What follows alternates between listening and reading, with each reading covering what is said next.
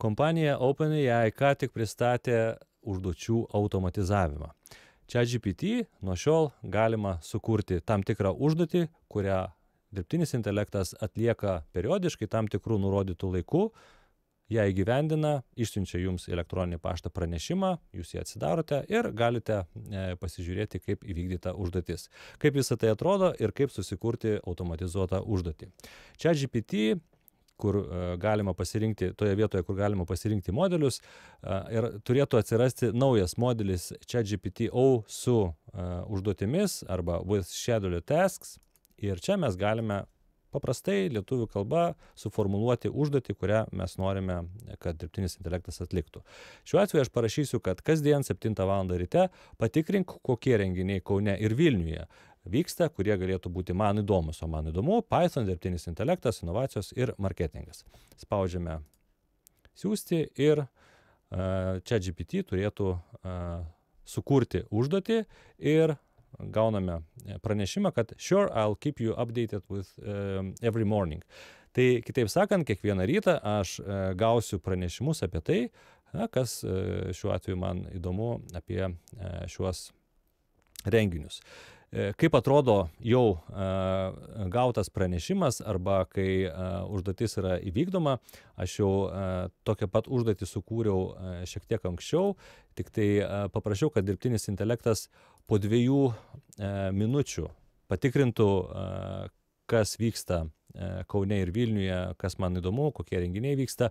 Ir dirbtinis intelektas, šiuo atveju ChatGPT, atsiunčia man pranešimą į paštą, upcoming Python and AI events, galiu paspausti view message, ir atidaroma įvykdyta užduotis, kur ChatGPT atliko paiešką apie renginius Kaune ir Vilniuje ir čia pateikia tokią santrauką apie tai, kas man galėtų būti įdomu. Na ir išvardėjami renginiai, PyCon Lithuania balandžio mėnesį, AI Summit balandžio mėnesį, Data Innovation Summit ir kiti renginiai. Tai tokiu būdu mes galime automatizuoti tam tikras užduotis, kurias galbūt darytumėm kiekvieną dieną arba neturime tam laiko. Tai galėtų būti, tarkim, sekti rinkas ir, sakykime, paprašyti dirbtinio intelekto patikrinti naktį, kokie įvyko pokyčiai, tarkim, akcijų rinkoje, kas pabrango, kas atpigo, galbūt kažkas užsiemat kriptovaliutą, domitės kriptovaliutos kainomis, tai tokią informaciją susisteminti ir jums tiesiog ryte jau, kai atsikeliate, galite turėti naujausius pranešimus.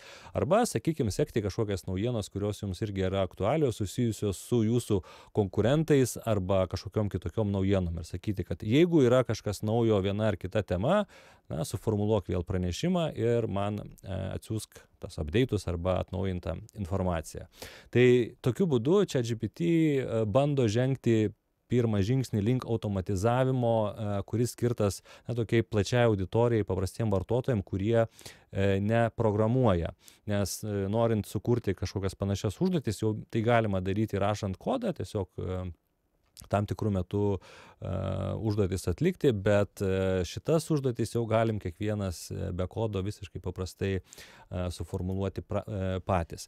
Tai ką svarbu dar paminėti, kad norint naudotis šią funkciją, svarbu pasirinkti būtent naują modelį ChatGPT-4o with scheduled tasks. Kaip matote, kol kas dar yra prie šio modelio prierašas, kad tai yra beta stadijoje, dėl to gali pasitaikyti klaidų, kažkokių tai nesklandumų, tokia kaip ir bandomoji versija.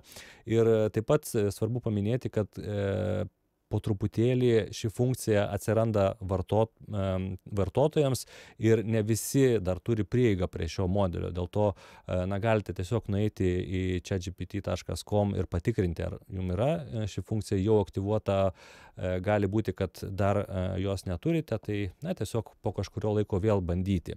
Tie, kas naudojate mobiliasias aplikacijas ChatGPT, irgi svarbu paminėti, kad norint, kad šis modelis atsirastų, jeigu jau ši funkcija yra aktyvuota, būtina išinstaliuoti, ištrinti programėlę ir susiinstaliuoti programėlę iš naujo, kitaip šis modelis pas jūs neatsiras. Tai kai kuriems jau ši funkcija atsiranda, galit pasibandyti ir, na, galbūt taip pasilengvinti sau kažkokios tai informacijos paiešką ir šiek tiek sutaupyti laiko. Parašykite, ką jūs galvojate, ar tokios automatizacijos iš esmės gali kažką pakeisti, ar tai jum yra svarbu, ar tai yra tiesiog dar vienas dalykas, kuris, na, galbūt kažkam padės, bet iš esmės nieko nepakeis. Tai ačiū, kad pažiūrėjote iki galo ir iki kitų susitikimų.